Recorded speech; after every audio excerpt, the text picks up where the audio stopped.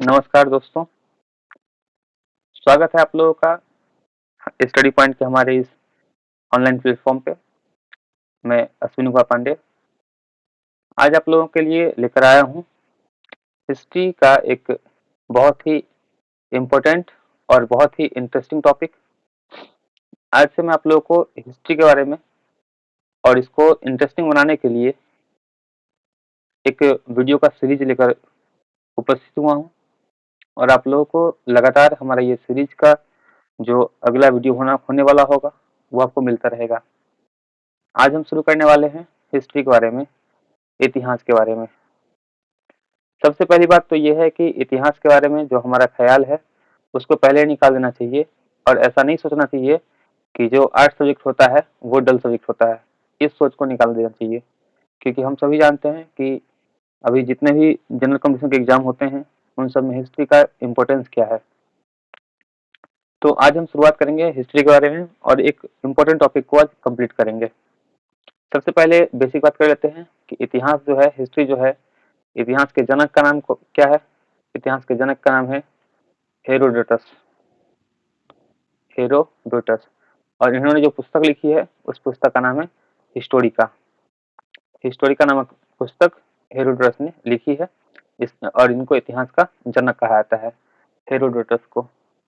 अगर हम पूरे इतिहास को कालक्रम के अनुसार से बांटते हैं, समय के अनुसार से बांटते हैं, तो हम इसको मुख्यतः 3 प्रकार से बांट सकते हैं। इतिहास को मेनली 3 प्रकार से बांट सकते हैं और उस इतिहास को जो हमारा पूरा शुरू से है। हालांकि इतिहास सिर्फ उसको मानता है जिसका कोई साक्ष्य मिला हो या जिसको पढ़ा जा सका हो। इस अनुसार से जो लास्ट पोर्शन होगा ऐतिहासिक काल का, उसी को इतिहास सही से मान्यता देता है। लेकिन हम लोग जब पढ़ना शुरू करेंगे तो बहुत ही बेसिक से पढ़ना शुरू करेंगे। सबसे पहले हम पढ़ेंगे प्रागैतिहासिक काल के बारे में, उसके बाद हम लोग पढ़ेंगे आध ऐतिहासिक काल के बारे में और आध ऐतिहासिक के बाद हम लोग पढ़ेंगे ऐतिहासिक काल के बारे में। तो इतिहास को हम 3 टाइप से बांट सकते हैं, प्रागैतिहासिक काल, आध ऐतिहासिक काल और ऐतिहासिक काल। ये जो हमारा प्रागैतिहासिक काल है ये हमारा सबसे शुरू से है, मतलब कि जब से जीवन संभव हुआ है या जीवन की खोज हुई है तब से लेकर जो इतिहास है उसका विवरण कर लेते हैं। तो हम प्रागैतिहासिक काल को अगर बांटना चाहें तो इसको मुख्य रूप से 3 और टोटल 4 भागों में बांटा जा सकता है। सबसे पहला इसका जो भाग होता है वो है पूरा पाषाण काल। पूरा पाषाण काल, प्रागैतिहासिक काल में ही पाषाण का यानी कि पत्थर का खोज हुआ था और पत्थर से उपकरण बनाए जाने लगे थे, इसलिए इसको पाषाण काल भी कहते हैं प्रागैतिहासिक काल को। और इसमें पहला है पूरा पाषाण काल।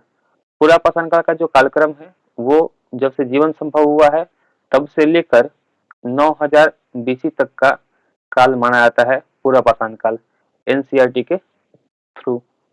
दूसरा है मध्य पाषाण काल।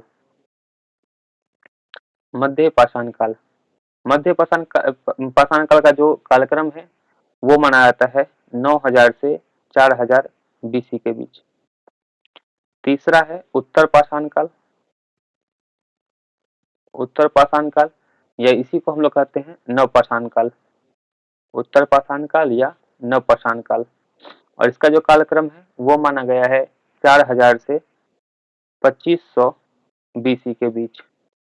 ठीक है, और आप सभी जानते हैं कि 2500 बीसी के बाद या 2650 2350 बीसी अगर ले लेते हैं तो वहां से शुरू हो जाता है सिंधु घाटी सभ्यता। फिर भी इसका जो चौथा पार्ट है वो है ताम्रपाषाण काल, यानी कि पाषाण काल का यानी कि प्रागैतिहासिक काल का सबसे अंतिम काल होता है ताम्रपाषाण काल। और ताम्रपाषाण काल का जो कालखंड है वो माना जाता है 2500 से 1500 बीसी के बीच। अब यहाँ पे क्वेश्चन ये उठता है कि अगर 2500 से 1500 बीसी के बीच में ताम्रपाषाण काल था तो फिर सिंधु सभ्यता का क्या। तो आप लोग जानते होंगे कि आधे ऐतिहासिक काल का सबसे महत्वपूर्ण 2 ही घटना हम लोग को पढ़ने हैं अच्छे से। पहला सिंधु घाटी सभ्यता, सिंधु घाटी सभ्यता, और दूसरा वैदिक सभ्यता, सिंधु घाटी और वैदिक सभ्यता। सिंधु घाटी सभ्यता का कालक्रम दिया जाता है 2500 से 1500 BC के बीच, अकॉर्डिंग टू न्यू एनसीईआरटी। और वैदिक सभ्यता का दिया जाता है 1500 से 600 BC के बीच में। सिंधु का 2500 से 1500 और वैदिक सभ्यता का 1500 से 600। हम ये भी जानते हैं कि सिंधु घाटी सभ्यता के समय में ही एक नई धातु का खोज हुआ था, और इसी सभ्यता को हम लोग कांस्य युगीन सभ्यता भी कहते हैं। कांस्य का खोज इसी समय का देन है, सिंधु घाटी के समय का ही। लेकिन आप लोग अगर साइंस के स्टूडेंट होंगे तो यही पता होगा कि कांस्य जो है वो एक धातु नहीं है, वो एक मिश्र धातु है। और कांस्य जो मिश्र धातु है उसको बनाने के लिए तांबे का ही उपयोग होता है। तो ताम्र पाषाण काल से ही रिलेटेड है, यानी कि हम कह सकते हैं कि 2500 से 1500 का जो बीसी था, जो कालखंड था, जो सिंधु घाटी था, सिंधु घाटी सभ्यता था, उस समय में तांबे का ही उपयोग करके कांस्य बनाया जाने लगा था। तो ये जो ताम्रपाषाण काल का समय दिया गया है 2500 से 1500 बीसी, इसी को एनसीईआरटी ने सही माना है। आगे वैदिक सभ्यता है जो 1500 से 600 तक है। इसको भी हम दो भागों में बांट सकते हैं। वैदिक सभ्यता में सबसे महत्वपूर्ण ग्रंथ जो था वो ऋग्वेद था, तो एक मान सकते हैं हम लोग ऋग्वैदिक काल, पहला ऋग्वैदिक काल, और दूसरा उसके बाद का यानी कि उत्तर ऋग्वैदिक काल या उत्तर वैदिक काल। ऋग्वैदिक काल का जो कालखंड है वो माना जाता है 1500 से 1000 बीसी के बीच, और इसका माना जाता है 1000 से 600 बीसी के बीच। ये प्रागैतिहासिक काल था, दूसरा आधैतिहासिक काल था, और तीसरा है ऐतिहासिक काल। और सबसे ज्यादा क्वेश्चन जो है ऐतिहासिक काल से ही पूछा जाता है। आधैतिहासिक काल भी है इम्पोर्टेंट, लेकिन इस समय जो भी लिखित साक्ष्य मिले हैं उसके लिपि का ज्ञान अभी तक नहीं है, इसलिए इसको पढ़ा नहीं जा सका है। इस कारण से इसका भी इम्पोर्टेंस उतना ज्यादा नहीं रह जाता है। तो जहाँ हिस्ट्री बेस्ड एग्जाम हो, जैसे कि कोई भी पीसीएस का एग्जाम हो, तो उसमें ऐतिहासिक काल से ही ज्यादा क्वेश्चन उठाया जाता है।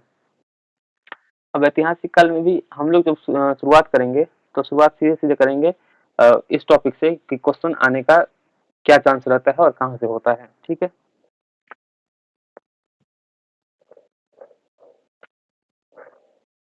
उत्तर वैदिक काल के बाद यानी कि 600 बीसी के बाद हम लोग एंट्री लेते हैं कहाँ, ऐतिहासिक काल में। तो ये जो हम आप लोग को अभी बताने वाले हैं, ये हम बताएंगे 544 बीसी के बाद का इतिहास। ठीक है, 544 बीसी के बाद का इतिहास। देखिए, बौद्ध ग्रंथ जो है उसमें एक ग्रंथ होता है अंगुत्तर निकाय। एक बौद्ध ग्रंथ है अंगुत्तर निकाय, ठीक है। और इस अंगुत्तर निकाय में दिया गया था, ये बौद्ध ग्रंथ है, और इसमें दिया गया था कि उस समय यानी कि 600 बीसी के बाद जब बौद्ध धर्म और जैन धर्म का बौद्ध धर्म का मेनली उदय हुआ था, उस समय में ये लिखा गया था कि पूरे भारत वर्ष में, अखंड भारत में कुल 16 महाजनपद थे। महाजनपद को ही अभी राज्य कहा जाता है। तो महाजनपद का कुल संख्या कितना था, 16 था।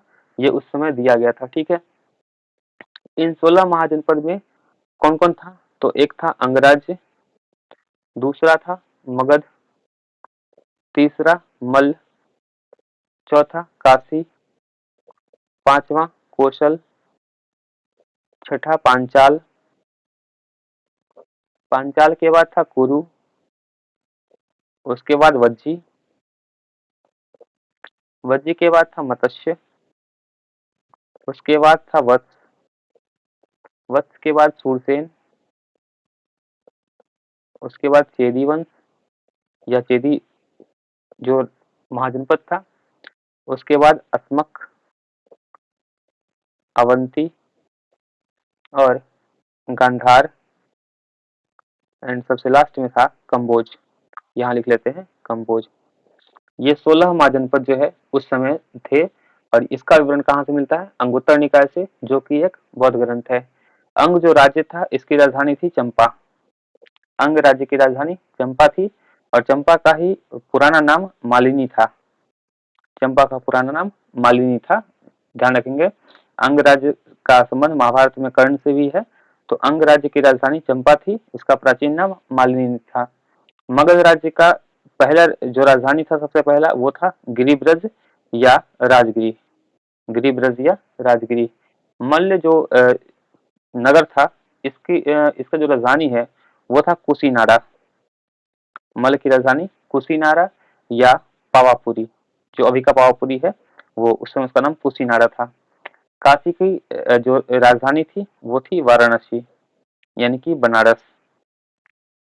कोसल राज्य की राजधानी थी श्रावस्ती, जो कि अभी वर्तमान में अयोध्या है। ये श्रावस्ती राजधानी थी कोसल की। पांचाल की राजधानी थी पांचाल जो है ये दो भाग में बटा हुआ था, उत्तरी पांचाल और दक्षिणी पांचाल। उत्तरी पांचाल की जो राजधानी थी वो थी अच्छीहत्र। अच्छीहत्र उत्तरी पंचाल की राजधानी थी और दक्षिणी पंचाल की जो राजधानी थी वो थी काम्पिल्ले। काम्पिल्ले जो है ये दक्षिणी पांचाल की राजधानी थी। कुरुनगर का जो राजधानी था वो था इंद्रप्रस्थ। इंद्रप्रस्थ फिलहाल अभी मेरठ के आसपास पड़ता है। कम्बोज की राजधानी हाटक थी। कम्बोज की राजधानी हाटक थी। वज्जी का जो राजधानी है वो था विदेह या मिथिला। विदेह जो है फिलहाल में मिथिला का जो नगर है, मिथिलांचल है, उसको कहा जाता है।